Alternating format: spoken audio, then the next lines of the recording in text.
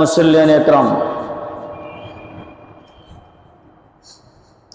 জিলহজ মাসের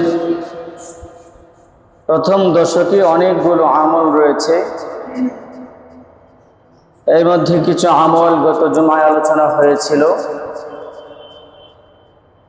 জিলহজ মাসের প্রথম দশকের অত্যন্ত গুরুত্বপূর্ণ একটা আমল হলো কুরবানি, যা অন্যান্য আমল থেকে একটু ব্যতিক্রম এবং এর মাধ্যমে আল্লাহ তাআলার সাথে বান্দার এক গভীর সম্পর্ক স্থাপন হয়। সাথে সাথে আল্লাহ রাব্বুল আলামিনের প্রিয় বন্ধু হযরত ইব্রাহিম আলাইহিস সালাতু ওয়াস সালামের ক্ষুধা প্রেমের কথাও আমাদের স্মরণ হয়। হযরত ইব্রাহিম আলাইহিস সালাতু ওয়াস সালাম আল্লাহ তাআলার সন্তুষ্টির জন্য তার জীবনের সব কিছুকে বিলিয়ে দিয়েছিলেন। জীবনের শেষ মুহূর্তে যখন তিনি অনুভব করলেন যে আমি যদি দুনিয়া থেকে বিদায় নেই, আমি যেই মিশন আর ভীষণের দাওয়াত নিয়ে মানুষের পাশে পাশে দৌড়িয়েছি, অর্থাৎ লা ইলাহা ইল্লাল্লাহ, এক আল্লাহ তাআলার একাত্মবাদের প্রচার করেছি, আমি দুনিয়া থেকে বিদায় নিলে কে আমার এই দায়িত্ব পালন করবে?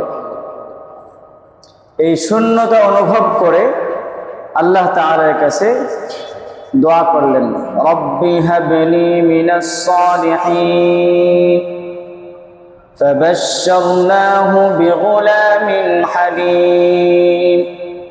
فلما بلغ معه السعي قال يا بني إني أرى في المنام أني أذبحك فانظر ماذا ترى قال يا أبت افعل ما تؤمر ستجدني إن شاء الله من الصابرين। সকলে আল্লাহু আকবার। ইব্রাহিম আলাইহিস সালাতু ওয়াস সালাম এই শূন্যতা অনুভব করে আল্লাহ তাআলার কাছে দোয়া চাইলেন, দোয়া করলেন, রব্বি হাবলি মিনাস সালিহিন, আল্লাহ আপনি আমাকে একজন নেককার সন্তান দান করুন। বলেন সুবহানাল্লাহ। তাহলে অভিভাবকদের জন্য সুন্নত হলো আল্লাহ তাআলার কাছে সবসময় নেক সন্তান কামনা করা, নেক সন্তান চাওয়া। নবী হয়েও আল্লাহ তাআলার কাছে দোয়া করেছেন কোন কি সন্তান? নেক সন্তান। হযরত ইব্রাহিম আলাইহিস সালাতু ওয়াস সালাম উনি ওনার কর্মের কারণে তো পুরো পৃথিবীতে সম্মানিত হয়েছেন, সাথে সাথে ওনার সন্তানের ওসিলায়ও কি হয়েছেন? সম্মানিত। এই জন্য অনেক এমন মা বাবা আছে যাদেরকে কেউ আগে চিনত না, এখন সন্তানের সফলতায় মা বাবাকে চিনি। কথা বলেন ঠিক কিনা? অনেক সন্তান আছে, এই জন্য আল্লাহ তাআলা দোয়া শিখিয়েছেন, সব সময় দোয়া করা। ربنا هب لنا من أزواجنا وذرياتنا قرة أعين وجعلنا للمتقين إماما। রব্বুল আলামিন, আপনি আমাকে এমন স্ত্রী সন্তান দান করুন যারা আমার চোখের শীতলতা হবে, যাদেরকে দেখলে আমার দিল জুড়িয়ে যাবে, চোখ জুড়িয়ে যাবে। আল্লাহ তাআলা আমাদেরকে কত ভালো সন্তান দান করেছে। এর দ্বারা উদ্দেশ্য এটা না সুন্দর সাদা দেখতে খুব স্মার্ট, এটা না। নেক সন্তান, কত মা বাবার সন্তান এরকম স্মার্ট দেখতে মাশাআল্লাহ, কিন্তু তাদেরকে দেখলে রাগ ওঠে, হয় কি হয় না? আবার এমন অনেক মা বাবার সন্তান আছে দেখতে তেমন কালারটা সাদা না, কালো কালো, দেখতেও তেমন সুন্দর না, কিন্তু তার আচার আচরণ যোগ্যতা তার সর্বদিক দিয়ে খেয়াল করে তার দিকে তাকাইলে মা বাবার দিল ভরে ওঠে, চোখ জড়িয়ে যায়। এই জন্য প্রিয় হাজিরিন, অভিভাবক যারা তাদের জন্য সব সময় এই দোয়া করতেই হবে।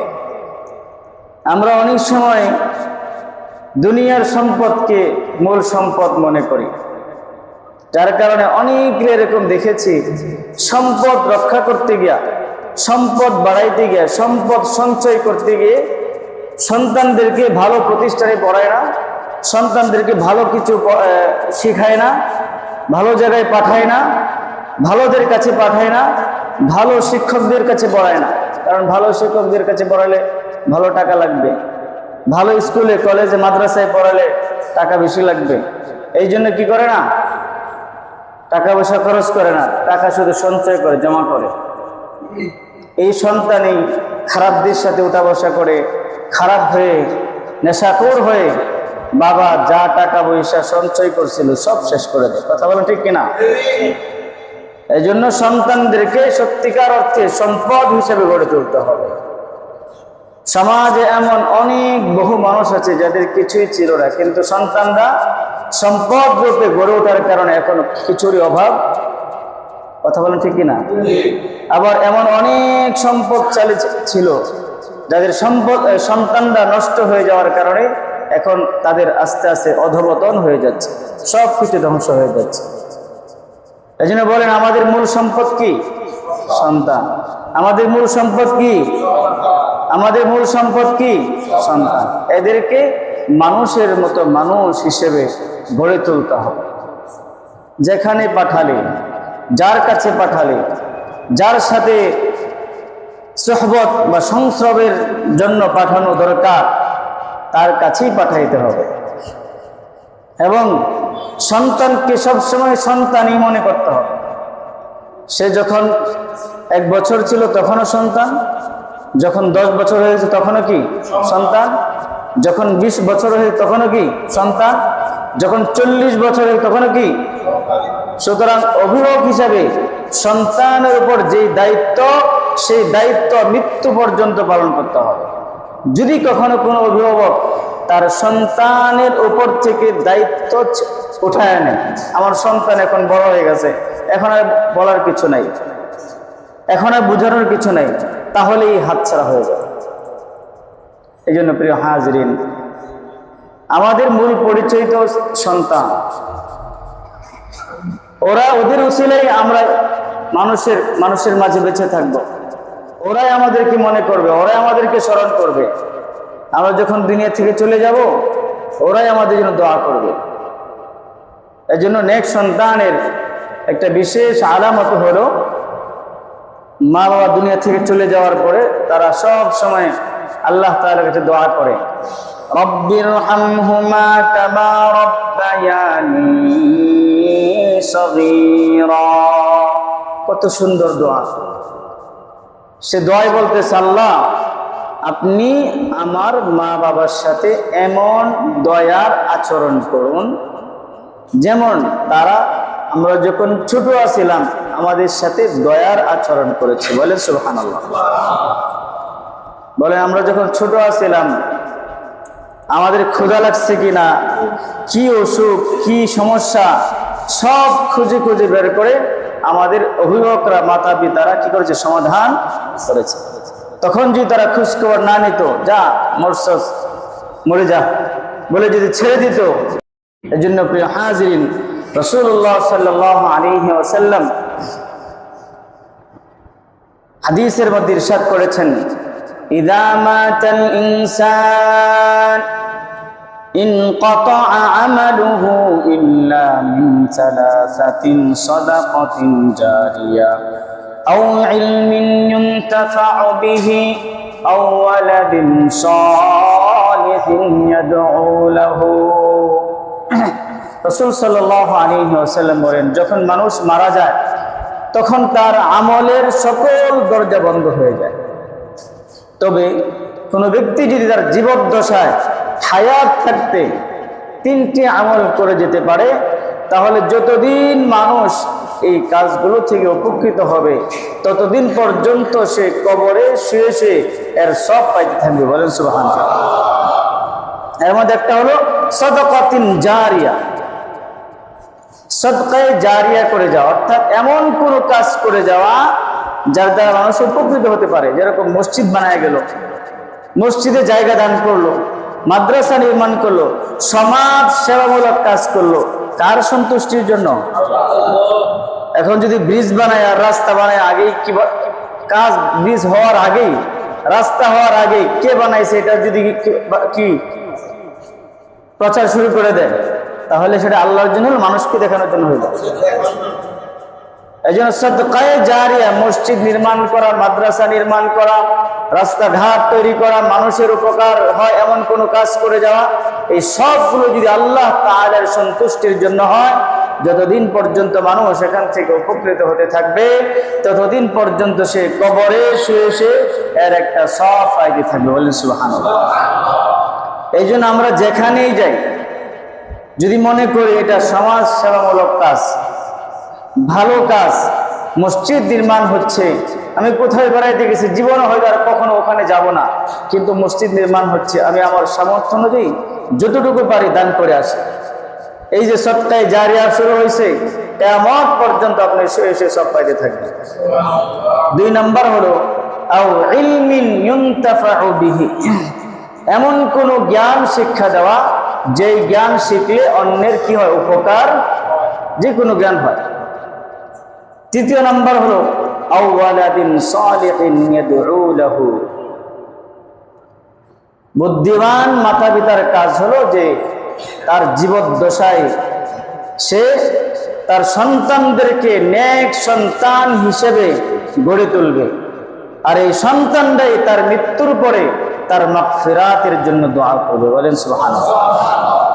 তাহলে বলেন, আমরা যে দুনিয়া থেকে চলে যাই, বিদায় নেই, মূলত প্রকৃতপক্ষে আমাদেরকে স্মরণ কারা করবে? আমাদেরকে কারা স্মরণ করবে? সন্তানরা। এই জন্যই আমরা অনেক বড় বড় এমপি মন্ত্রীদেরকেও দেখছি, তারা সারা জীবন বিয়ে শাদী করে না, একবারে জীবনের শেষ মুহূর্তে এসে বিয়ে করছে। আমার মনে হয় এই জিনিসটা বুঝছে যে আমি যখন এত কিছু, আমার এত সম্পদ, এত কিছু, আমি মরে যাওয়ার পরে তো আমাকে কেউ স্মরণ করবে না আমার সন্তানাদি ছাড়া। এই মনে হয় এই চিন্তা চেতনা থেকেই দেখা গেছে সে 40-50 বছর পর্যন্ত সে ধৈর্য ধারণ করেছে, কিন্তু যখন এটা বুঝতে পারছে যে আমার মরার পরে একমাত্র নিশ্চিন্তভাবে আমাকে স্মরণ করবে আমার সন্তানরাই, এছাড়া অন্য কেউ এভাবে স্মরণ করবে। এই জন্য প্রিয় হাজরিন, হযরত ইব্রাহিম আলাইহিস সালাতু ওয়াস সালাম আল্লাহ তাআলার কাছে দোয়া করেছিলেন, রব্বি হাবলি মিনাস সালিহিন, রব্বুল আলামিন আপনি আমাকে একজন নেক সন্তান দান করুন। আমরাও আল্লাহ তাআলার কাছে সব সময় দোয়ার মধ্যে বলবো, আল্লাহ আপনি আমাদের সন্তানদেরকে নেক সন্তান হিসেবে কবুল করুন। সকলে বলুন আমিন। আদর্শ মানুষ হিসেবে কবুল করুন। সকলে বলুন আমিন। নম্র ভদ্র সভ্য হিসেবে কবুল করুন। সকলে বলুন আমিন। সামাজিক সব রকমের অবক্ষয় থেকে আমাদের সন্তানদেরকে হেফাজত করুন। সকলে বলুন আমিন। সব রকমের ফিতনা ফাসাদ থেকে হেফাজত করুন। সকলে বলুন আমিন। এভাবে আল্লাহ তাআলার কাছে সব সময় নিজের সন্তানদের জন্য দোয়া করতে হবে। সাথে সাথে আমাদের সন্তানরা যাতে করে ভালো মানুষ হয়, আদর্শ মানুষ হয়, এই জন্য কার্যকারী পদক্ষেপ গ্রহণ করতে হবে। যা শিখালে, যেখানে পড়াইলে, যে ধরনের প্রতিষ্ঠানে পড়াইলে আমার সন্তানরা আমাকে চিনবে। এমন হাজারো বড় বড় ডিগ্রিধারী আছে, এসি, ডিসি, এসপি, জজ, ব্যারিস্টার, ডাক্তার, ইঞ্জিনিয়ার আছে, যাদের মা বাবাদেরকে একটু বৃদ্ধ হয়ে গেলে বোঝা মনে করে বৃদ্ধাশ্রমে পাঠিয়ে দেয়। কথা বলেন ঠিক কিনা? তার মানে বোঝা গেল এই শিক্ষা তার মা বাবাকে চিনাইতে পারে। মা বাবা কি জিনিস, তার মূল্য কত, তাদের কদর কত, তাদের সম্মান কত, তাদের মর্যাদা কত। আল্লাহর হাবিব বলেছেন, রিদার রাব্বি ফি রিদাল ওয়ালিদি ওয়া সাখতুর রাব্বি ফি সাখতিল ওয়ালিদি। মা বাবার সন্তুষ্টির মধ্যেই আল্লাহর সন্তুষ্টি। সুবহানাল্লাহ বলে। আর মা বাবার অসন্তুষ্টির মধ্যেই আল্লাহর অসন্তুষ্টি।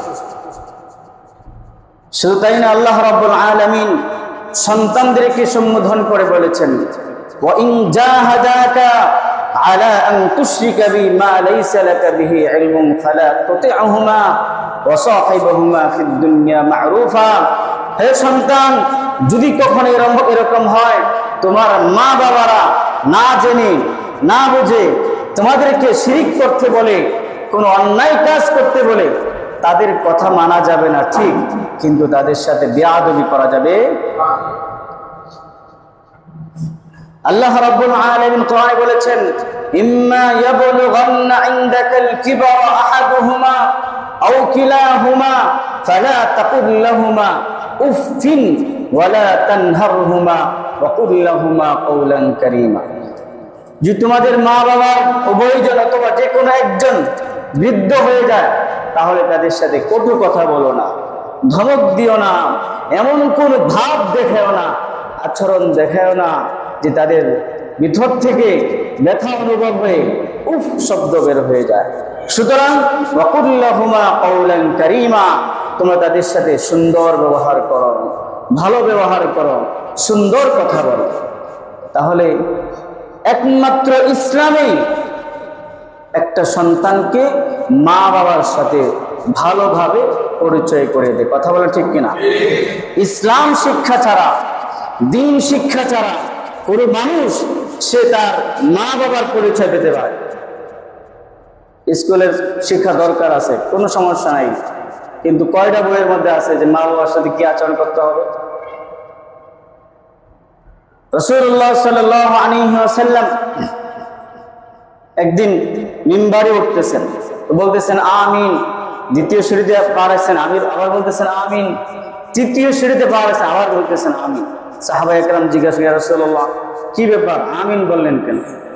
আল্লাহর হাবিব বলেন, এই মাত্র জিবরাইল আলাইহিস সালাম এসে বলতেছেন, যেই ব্যক্তি, যেই সন্তান তার মা বাবা পাইছে, অথচ তাদের কদর করে, তাদের সম্মান করে, তাদের খেদমত করে জান্নাত কামাই করতে পারলো না, সে ধ্বংস।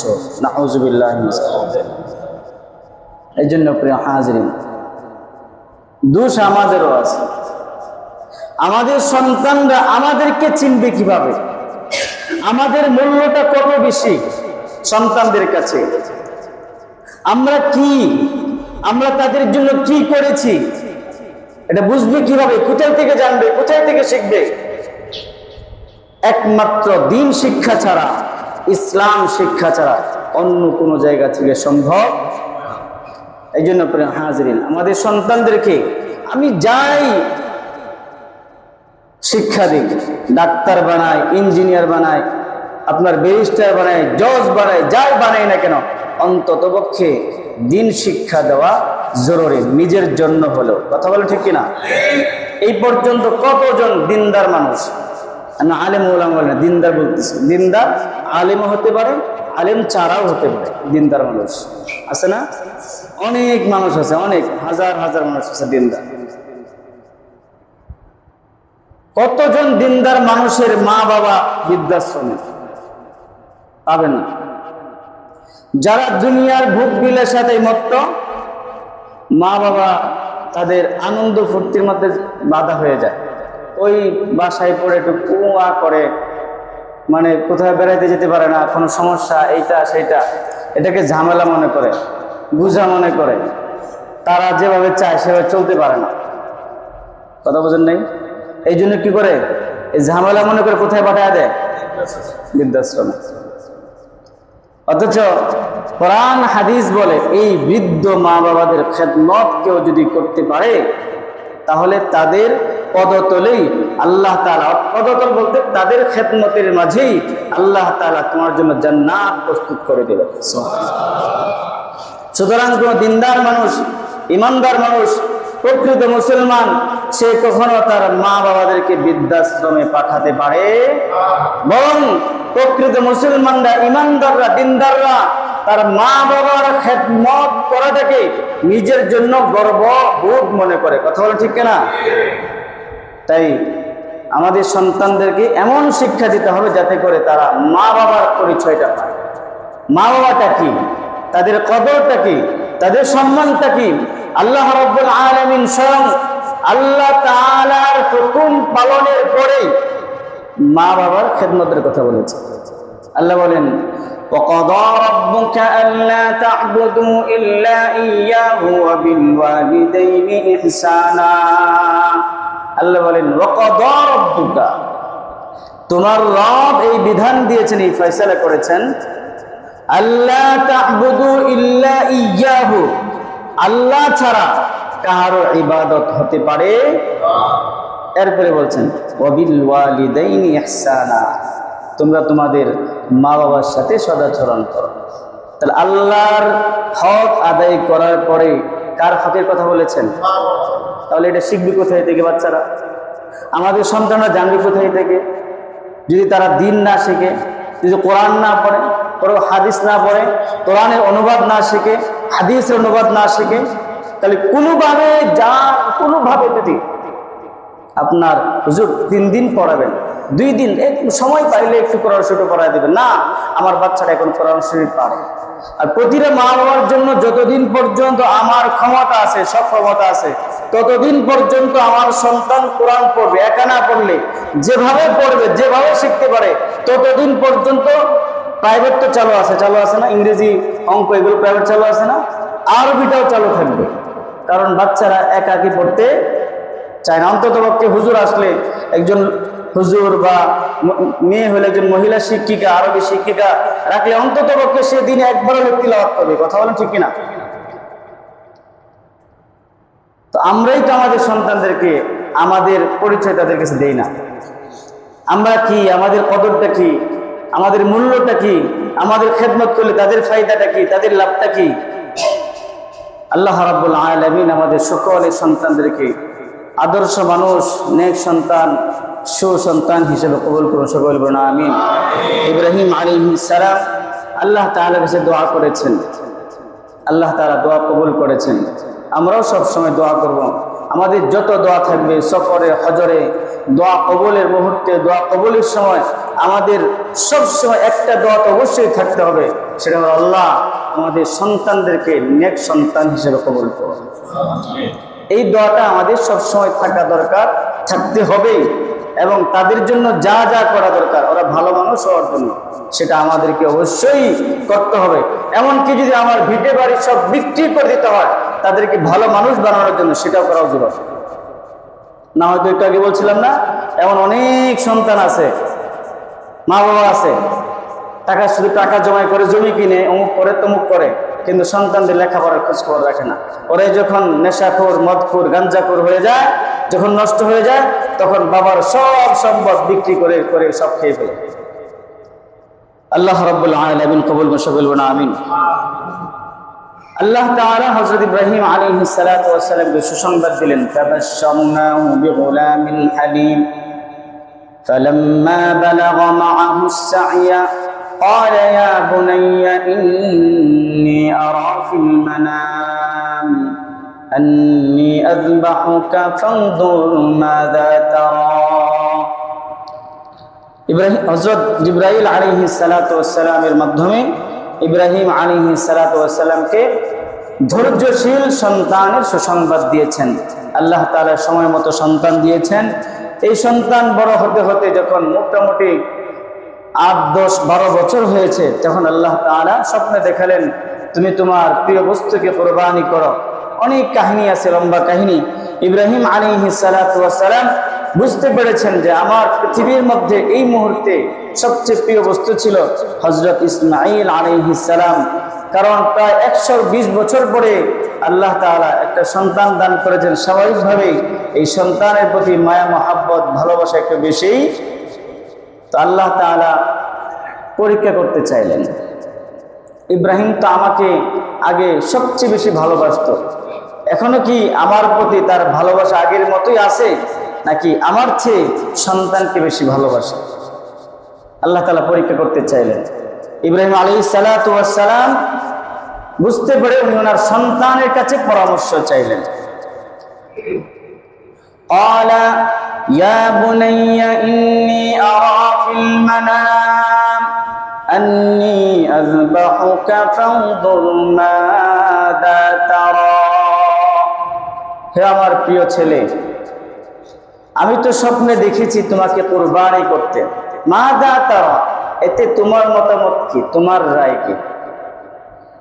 তো উনি তো আল্লাহ তাআলার কাছে দোয়া করেছিলেন নেক সন্তানের জন্য, তো আল্লাহ তাআলা কবুল করেন, সন্তান সাথে সাথে উত্তর দিয়েছেন, ক্বালা ইয়া আবাতি ফাআল মা তু'মারু সাতাজিদুনি ইনশাআল্লাহু মিনাস সাবিরিন। ওগো বাবা, আল্লাহ তাআলা আপনাকে যা আদেশ করেছেন আপনি তাই করুন, আপনি আমাকে ধৈর্যশীলদের মধ্যেই পাবেন। বলেন সুবহানাল্লাহ। যেই কথা সেই কাজ। হযরত ইব্রাহিম আলাইহিস সালাতু ওয়াস সালাম ইসমাঈল আলাইহিস সালামকে সাজিয়ে গুছিয়ে ওই মিনা প্রান্তরে নিয়ে গেছেন কুরবানি করার জন্য। কুরবানি হয়ে যাবে। কোরআনে আল্লাহ তাআলা ফালাম্মা আসলামা ওয়া তাল্লাহু লিল জাবিন, যখন বাবা তার সন্তানের গলায় ছুরি চালাচ্ছিল, এমনই মুহূর্তে আল্লাহ রাব্বুল আলামিন ইব্রাহিম আলাইহিস সালাতু ওয়াস সালামকে ডেকে বলি, ওয়ানাদাইনাহু আইয়া ইব্রাহিম قد صدقت الرؤيا إنا كذلك نجزي المحسنين। আমার প্রিয় বন্ধু ইব্রাহিম, তুমি তোমার স্বপ্নকে বাস্তবায়িত করেছ। আমার ইচ্ছা ছিল তোমাকে পরীক্ষা করার, তুমি কি আমার জন্য তোমার সবকিছুকে বিসর্জন দিতে পারো কিনা। তুমি এই পরীক্ষায় উত্তীর্ণ হয়েছ। সুতরাং ইন্না কাযালিকা নাজিল মুহসিনিন, যারাই নাকি পৃথিবীতে আমার জন্য, আমার দ্বীনের জন্য, আমার রাসূলের জন্য তাদের জান মাল সময় সবকিছুকে বিসর্জন দিয়ে দিবে, আমি তাদেরকে উত্তম প্রতিদান দান করব। বলেন সুবহানাল্লাহ।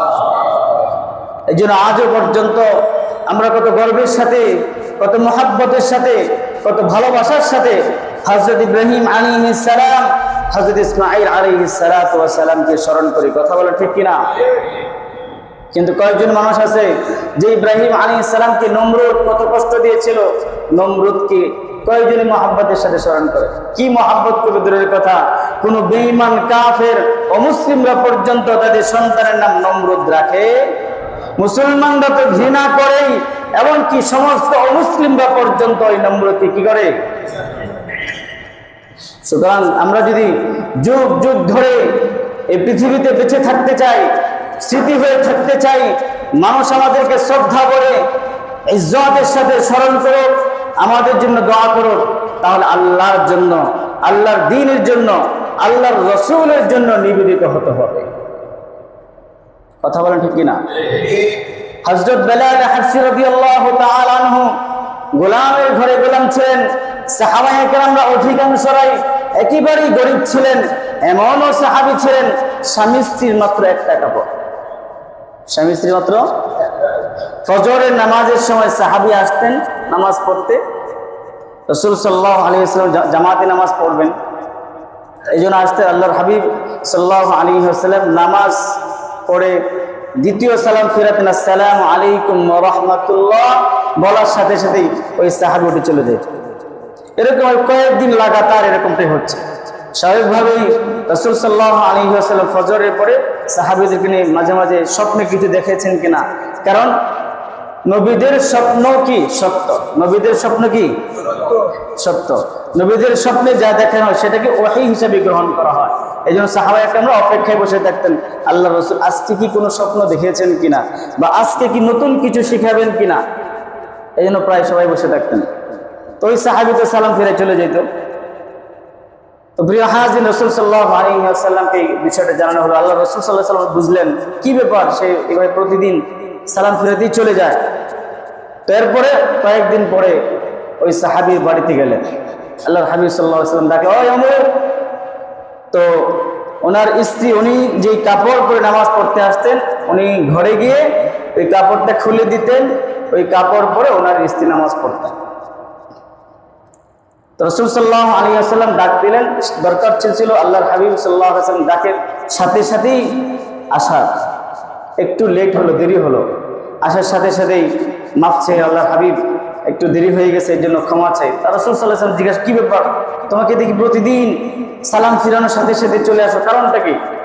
তো অনেক মোড়ামুড়ি করার পরে তিনি বলেন, ইয়া রাসূলুল্লাহ, আমাদের স্বামী স্ত্রীর একটা মাত্র কাপড়, আমি চলে আসলে ঘরের ভিতরে একটা গর্ত আছে, এই গর্তের মধ্যে কাচুমাচু হয়ে আমার স্ত্রী দাঁড়িয়ে থাকে বা বসে থাকে, আমি নামাজটা পড়ে যাই, এরপরে সেই নামাজ পড়ে। যেহেতু ফজরের নামাজের সময়টা কম থাকে, আমরা যেরকম এখন নামাজ পড়ি 4টা 45 সূর্যোদয় হয় 5টা 15, তাহলে নামাজ পড়তে 15 মিনিট চলে যায়, আর 15 মিনিট থাকে। যদি কখনো নামাজে ভুল ভ্রান্তি হয়ে যায়, দ্বিতীয়বার যেন নামাজকে আবার পড়া যায়, এতটুকু সময় থাকে। আর অন্যান্য নামাজের সময় অনেক থাকে, যেরকম জোহরের পরে প্রায় 1.5-2 ঘন্টা সময় থাকে, আমরা জোহরের নামাজ আদায় করার পরে। আসরের পরেও কিছু অনেক সময় থাকে, মাগরিবের পরেও থাকে, আর এশার পরে দেখবার ফজর পর্যন্ত থাকে। কিন্তু ফজরের পরে একবারেই অল্প সময় থাকে। তো এই জন্য প্রিয় হাজির, রাসূল সাল্লাল্লাহু আলাইহি ওয়াসাল্লামের কাছে বলে আমাদের মাত্র একটা কাপড়। এই ছিল সাহাবীদের হালাত, গরিবী হালাত। কিন্তু প্রিয় হাজির, তারা গরিব ছিলেন, তাদের কাপড় চোপড় তেমন ছিল না, তাদের ঘর বাড়ি তেমন ছিল না, তাদের ঐশ্বর্য ছিল না, ভোগ বিলাসিতা ছিল না। কিন্তু আজও পর্যন্ত 1450 বছর অতিবাহিত হয়েছে, তাদেরকে আমরা সম্মানের সাথে, ইজ্জতের সাথে, মর্যাদার সাথে এই জন্যই স্মরণ করি, কারণ একটাই, তারা আল্লাহর জন্য, আল্লাহর রাসূলের জন্য, দ্বীন ইসলামের জন্য নিজেদের জীবনের সবকিছু কুরবান করে দিয়েছিলেন। কথা বলা ঠিক কিনা? ঠিক আমরাও যদি আল্লাহর জন্য নিবেদিত হয়ে যাই, জীবন তো একটাই, এই জীবন একটাও, আবার এই জীবনের মালিকও একজন, তিনি কে?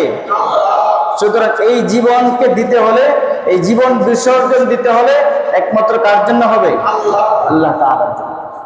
তাই প্রিয় হাজিরের সামনে অত্যন্ত গুরুত্বপূর্ণ একটি আমল, সেটা হচ্ছে কোরবানি। কোরবানি এটা হচ্ছে ফার্সি শব্দের আরবি শব্দ হচ্ছে নুস্ক। আবার হাদিসে এই কোরবানিকে উদহিয়া শব্দ দিয়েও উপস্থাপন করেছেন। আল্লাহ রাব্বুল আলামিন কোরআনুল কারীমে বলেছেন, ইয ক্বাররাবা কুরবানান ফাতুকব্বিলা মিন আহাদিহিমা ওয়া লাম ইউতাকাব্বাল মিনাল আখার।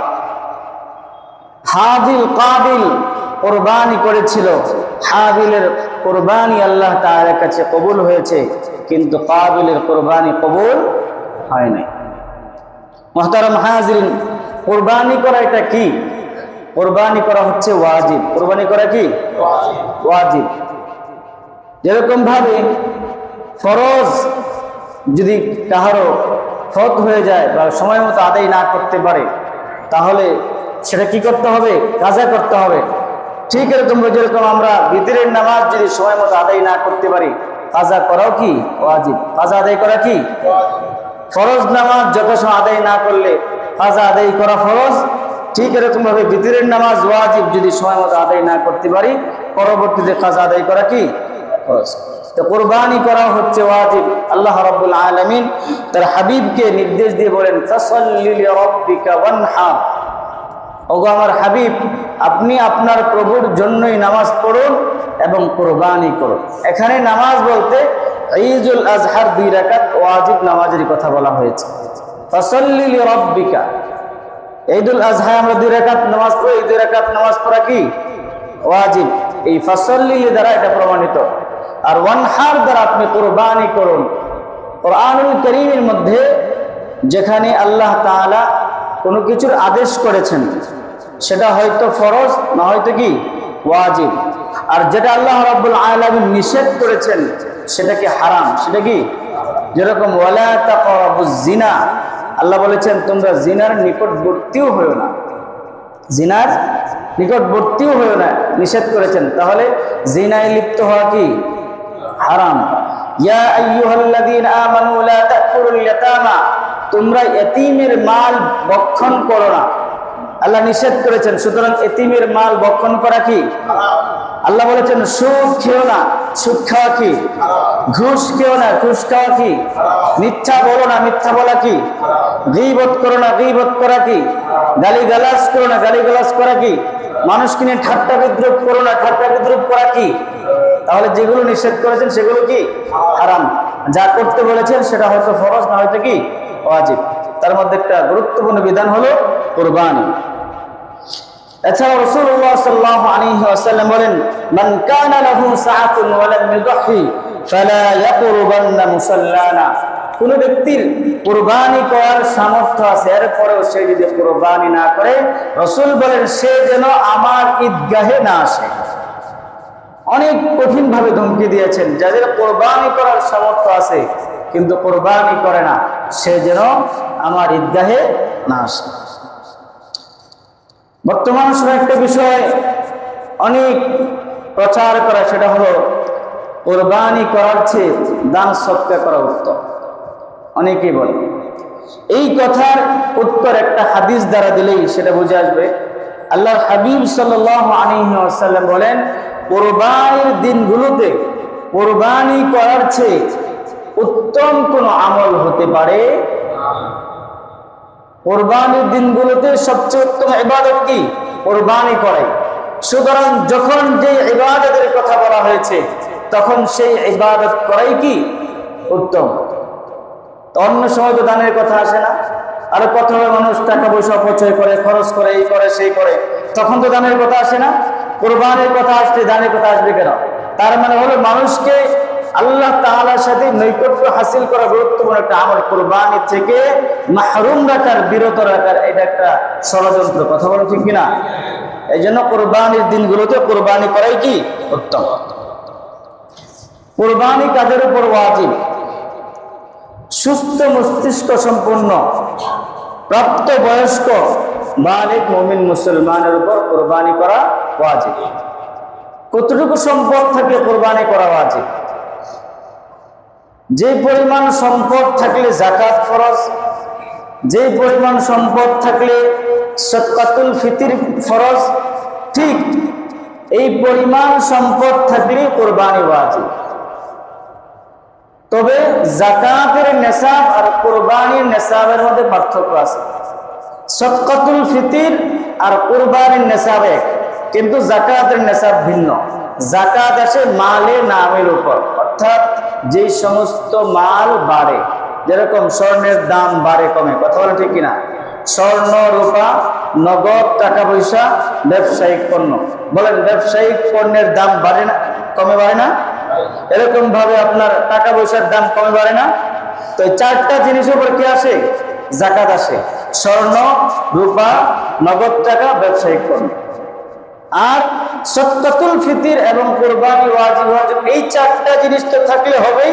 সাথে সাথে যদি তার প্রয়োজনের অতিরিক্ত ঘরের মধ্যে এমন অনেক আসবাবপত্র আছে যেগুলো দৈনন্দিন ব্যবহার হয় না, সে সাজিয়ে রাখার জন্য, সৌন্দর্য বর্ধনের জন্য অনেক কিছু ঘরে ক্রয় করে রেখেছে, এই সবগুলো হিসেব করে যদি তার কাছে 52.5 তোলা রূপা অথবা 7.5 তোলা স্বর্ণের সমপরিমাণ মূল্যের সম্পদ তার কাছে থাকে, তাহলে তার উপর কোরবানি করা। সেই হিসেবে বর্তমান বাজারে স্বর্ণের দাম এবার একটু কমছে গত ঈদের তুলনায়। 1,70,000 বা 80,000 টাকা, 1,80,000 টাকা ধরেন, 1,80,000 টাকার সম্পদ, তার প্রয়োজনীয় আসবাবপত্র ছাড়া সবকিছু মিলিয়ে যদি 1,80,000 টাকার সম্পদ তার কাছে থাকে, তাহলে তার উপর কোরবানি করা কি ওয়াজিব। তবে প্রিয় হাজরিন, যাকাত ফরজ হওয়ার জন্য শর্ত হলো 1 বছর অতিবাহিত হওয়া। তবে সদকাতুল ফিতর ওয়াজিব হওয়ার জন্য 1 বছর অতিবাহিত হওয়া শর্ত না। এরকম ভাবে কুরবানি ওয়াজিব হওয়ার জন্য 1 বছর অতিবাহিত হওয়া শর্ত। যেরকম কুরবানি ওয়াজিব হয় কোন দিন? ঈদুল আজহার নামাজের পর থেকে নিয়ে 12ই জিলহজ সন্ধ্যা পর্যন্ত, সূর্য অস্ত যাওয়া পর্যন্ত যদি কারো কাছে 1,80,000 টাকার সম্পদ এসে পৌঁছে যায়, তাহলে তার উপর কোরবানি করা কি। যেরকম ঈদের দিন 10ই জিলহজ, ঈদের নামাজের পরে তার কাছে মনে করে 1 লক্ষ টাকা আছে, তখনও তার উপর ওয়াজিব না। এর পরের দিনও হয় নাই, 12ই জিলহজ দেখা গেল দুপুর বেলা তার কাছে 2 লক্ষ টাকা হয়ে গেছে, তাহলে তার উপর কোরবানি করা কি ওয়াজিব। প্রিয় হাজরিন, কুরবানি কি কি পশু দ্বারা দেওয়া জরুরি? কুরবানি মোট 6টি পশু দ্বারা দেওয়া যায়। এর মধ্যে একটা হলো উট, 2 নম্বর গরু, 3 নম্বর মহিষ, 4 নম্বর ভেড়া, 5 নম্বর দুম্বা আর 6 নম্বর ছাগল। তবে এই যে 6টা পশুর কথা বলা হলো, এগুলো কোনোটাই দাঁতের সাথে সম্পর্কিত নয়, বয়সের সাথে সম্পর্কিত। অনেকেই দাঁত দেখে আপনার বাজারে গিয়ে গরুর দাঁত উঠছে কি ওঠে না এটা দেখে, দাঁতের সাথে সম্পর্কিত, এটা বিয়ের সাথে সম্পর্কিত, বয়সের সাথে। উটের জন্য আপনার কমপক্ষে 5 বছর হতে হবে তার বয়স, তাহলে এই উট দ্বারা কোরবানি করা যাবে। দ্বিতীয় নম্বর হলো গরু মহিষ, এই 2টা প্রাণীর জন্য কমপক্ষে হলো 2 বছর বয়স হতে হবে। আর ভেড়া, দুম্বা, ছাগল, এই 3টি পশুর জন্য কমপক্ষে 1 বছর হতে হবে। তবে ভেড়া দুম্বার জন্য একটু ছাড় আছে। যদি মনে করেন ভেড়া দুম্বা 6-7 মাস হতেই এরকম হৃষ্ট হয়েছে, মোটা তাজা হয়েছে, যে বোঝা যায় মনে হয় 1 বছর হয়ে গেছে, তাহলে এই শুধুমাত্র ভেড়া দুম্বার ক্ষেত্রে 1 বছরের কম হইলেও যদি মোটা তাজা হয়ে যায় এগুলো থেকে কোরবানি করা যাবে। কিন্তু ছাগলের জন্য কমপক্ষে কি 1 বছর হতেই হবে, এখানে কোনো কি নাই, ছাড় নাই। প্রিয় হাজিরিন, অনেকেই প্রশ্ন করে যেরকম খাসি দ্বারা কোরবানি করা যাবে কিনা, অথবা বলদ দ্বারা কোরবানি করা যাবে না, করা যাবে কিনা। খাসি কি তো আপনার যে ছাগলকে খাসি বানানো হয় এবং যেই গরুকে বলদ বানানো হয়, এগুলো দ্বারা কি করা যাবে, কোরবানি করা যাবে, কোনো সমস্যা নাই। এমনি যে পাঠা আছে, কেউ যদি পাঠা দিয়ে কোরবানি করতে চায় তাতে কি নেই, কোনো সমস্যা নাই, কোরবানি করা যাবে। প্রিয় হাজির, আমরা অনেকেই শরীক হয়ে কোরবানি করা যাবে, কোনো সমস্যা নেই। তবে একটা জিনিস খেয়াল রাখতে হবে, যাদের সাথে আমরা শরীক হয়ে কোরবানি করব তাদের সকলের নিয়ত এক আছে কিনা, একমাত্র আল্লাহর সন্তুষ্টির জন্য তারা কোরবানি করতেছে কিনা। দ্বিতীয় নাম্বার হলো তাদের উপার্জনের বিষয়টাও দেখতে হবে, তারা হালাল উপার্জন দিয়ে কোরবানি করতেছে কিনা। যদি একজনের 5 জন মিলে কোরবানি করতে, 7 জন মিলে কোরবানি করতেছে, একজনের যদি উপার্জন হারাম হয়, একজনের নিয়তে যদি গোশত খাওয়ার কথা হয়, যে মানুষ কি বলবে কোরবানি না করলে, প্রতি বছর করি, এই বছর যদি ঝামেলা আছে, ঋণে পড়ে গেছে, তারপরে যদি কোরবানি না করি মানুষ কি বলবে, এই জন্য সে কি করতেছে, আরেকজনের কাছ থেকে ধার করে এনে কোরবানি করতেছে, মানুষ কি বলবে। তাহলে একজনের কাজের কারণে কারো কোরবানি হবে। এই জন্য আমরা চেষ্টা করবো একাকি করাই উত্তম। যদি একটা ছাগল দিয়ে হোক, 1 বছরে একটা ছাগল দেওয়া হোক, 15,000 টাকা 20,000 টাকা দিয়ে হোক, আমি তো আল্লাহর জন্য কোরবানি করি, এটা তো গোশত খাওয়ার জন্য কোরবানি না। আমি শরীক হলাম গরুর মধ্যে, এখানে গোশত বেশি পাওয়া যাবে, গরুতে শরীক হয়ে কোরবানি করলে কি হবে, গোশত বেশি পাওয়া যাবে, এই সেই চিন্তায় যদি কোরবানি করি, সেটা আল্লাহ তাআলার কাছে কখনো কি হবে না, কবুল হবে না। আল্লাহ তাআলা বলেন, লা ইয়ানালাল্লাহু লুহুমুহা ওয়ালা দিমাউহা ওয়ালাকিন ইয়ানালুহুত তাকওয়া মিনকুম। আমরা যে কোরবানি করে কোরবানির গোশত অংশ কোনোটাই আল্লাহ তাআলার কাছে পৌঁছে না, বরং আমরা কার জন্য, কি নিয়তে, কি ইচ্ছায়, কি চিন্তায় কোরবানি করতেছি সেটাই একমাত্র আল্লাহ তাআলার কাছে পৌঁছে। এই জন্য আমরা যে এত লক্ষ লক্ষ টাকা খরচ করে কোরবানি করব, অবশ্যই আমাদের নিয়তটাকে শুদ্ধ করে নিব। আমরা অল্প করব, হালাল উপার্জন দিয়ে কোরবানি করব, যাতে করে সেটা আল্লাহ তাআলার সন্তুষ্টির কারণ হয়। আল্লাহ রাব্বুল আলামিন কবুল করুন, সকলে বলুন আমিন। আরো কিছু মাসাইল আছে ইনশাআল্লাহ ঈদুল আজহার দিন সংক্ষিপ্তভাবে আলোচনা করা হবে।